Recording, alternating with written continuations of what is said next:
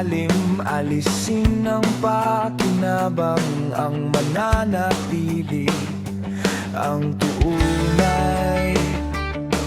Kailangan lumayo, hindi galit kundi napagod. Hindi lahat tahimik ay mahina, tahimik na marunong magmasid. Hindi salita ang sukatan ng tao, kundi gawa sa oras ng pagsubok. Na walang iyong maibibigay, doon lumilitaw ang tunay. Walang pakinabang sino mananatili, wala nang maibibigay sino aalis.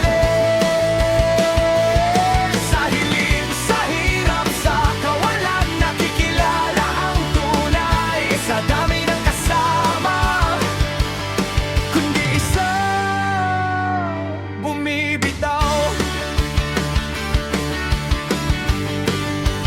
Sukatin ang sarili sa tingin ng inggit, bibig na maingay, hindi kayang abutin liwanag na nakikita.